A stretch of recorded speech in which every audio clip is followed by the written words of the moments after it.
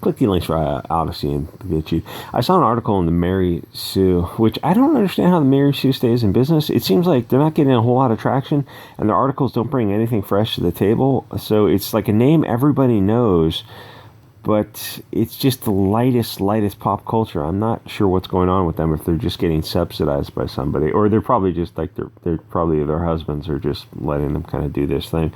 So it was regarding Facebook and privacy. First of all, let's set the stage here. Your phone has GPS.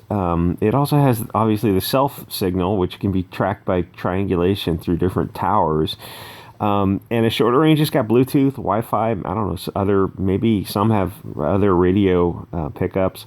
And then technically some optical signals in the infrared that you're probably not even aware of unless you put it in a dark room and you pull out the night vision. So theoretically, it could communicate with the mothership that way.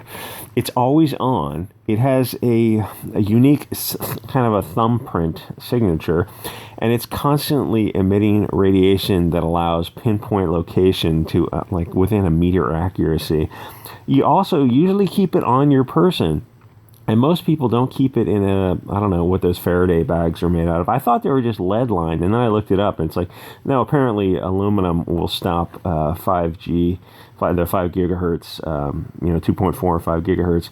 And apparently you just take the wavelength of the smallest frequency, and there's a formula to plug in the speed of light, and it comes out. It's like, well, if you want to stop the smallest frequency coming out, it's like you can't have a hole bigger than 6 millimeters. So it's like you can just use an aluminum bag. I thought they had to be like something special, lead or something. Anyway, most people are not keeping them in those Faraday bags, which you probably should if you value your privacy. They'll put the phone in airplane mode because it'll keep looking for a signal. Anyway, just an FYI, if you want privacy, get an older phone with a removable battery. They work just fine. You don't have to have the newest Samsung, whatever. Then that's just the hardware side of things, which I suppose is sort of neutral.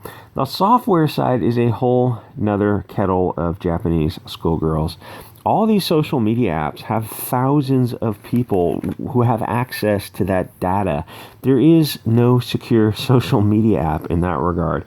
Some are better than others, but nothing is secure as just removing the battery and putting the phone in a Faraday bag. Because I also had this theory, the physics was a long time ago, but I wondered if you might be able to send a pulse to a phone out without its battery and pick up some kind of reflection. I don't know.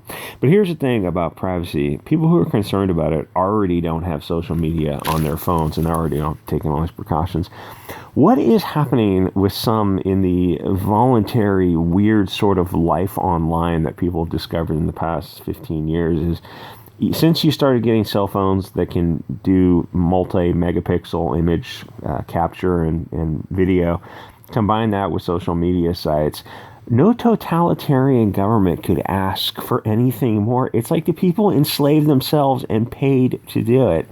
Women will go out to lunch, upload pictures and short clips to social media, then they'll go shopping or watch a soccer game, and they feel the need to like share it with everybody in their Facebook group. And so they voluntarily chose to insert themselves, every aspect of their life, into the public sphere. And that's insane.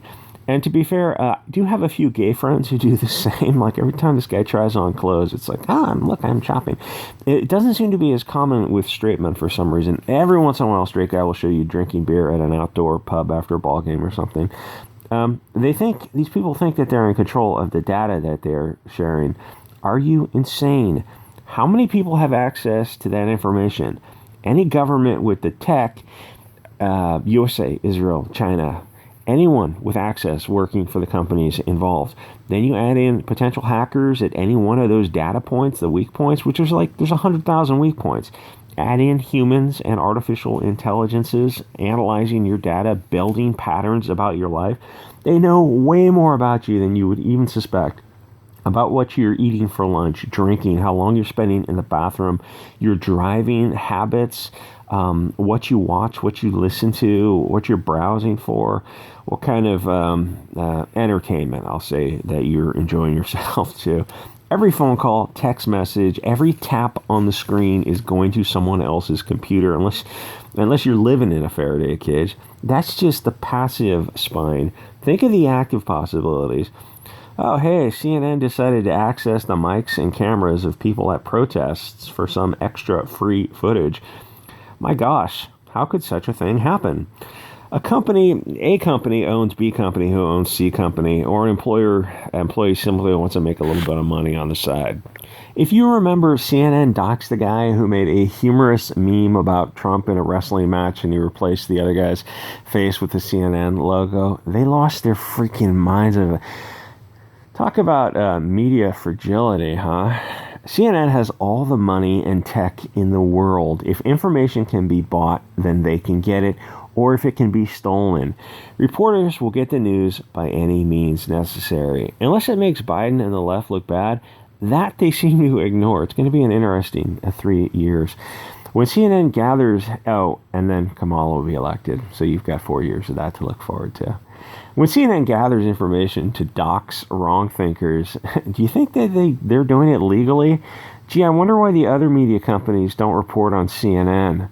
Because they're owned by the same vampires. If MSNBC reported on CNN's machinations and bias, well, then CNN would do the same. And what it would do is, over the course of a year, you would look at CNN and MSNBC and you realize that they're both untrustworthy. That's why they don't do it. I mean, besides, they have a common goal of destroying nations.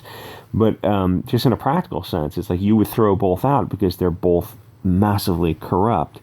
Anyway, so philosophically thinking, do you think it's likely that CNN, Facebook, etc. are all on the same page such that they would work to dox wrong thinkers, either for ideological reasons or just to make a dollar?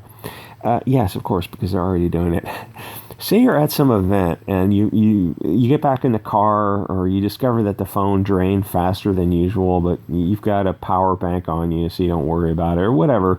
It's just, you're not even noticing. It's like, 20% more than usual. The thing with the phone is, it's an eyes, ears, information gathering device that gives away your location. Theoretically, you could install a backdoor in the hardware that, say, allows phones at an event to open a network and share data and upload it to a hub. Once you start going down this road of thinking about the possibilities with backdoors, you realize, let me order a Faraday cage and then test it. And go one step further. It could share information with your car if it's a newer car. Not my car because it's 50 years old. Or share data with thousands of cameras in a city. Use your imagination. Now imagine that the most evil people on Earth have access to that data. Because they do. So it could be the Israelis, North Korea, BuzzFeed, Facebook, Antifa, BLM, Soros, ADL, SPLC, ACLU, or it could be something as innocuous as an app that's just spying on you for advertising purposes to get you to drink Coca-Cola, which is cancer. I'm not saying it causes cancer. Don't sue me, bros. I'm saying it's just high fructose corn syrup, which is like as close to poison as you can get without being sued for defamation. For all I know, if you want to go full tinfoil hat, the phone can use frequencies to influence moods to affect behavior. That might be a few years away, but again, theoretically, it's possible. So the point is, this tiny personal computer has data flowing through so many channels, it is impossible to secure.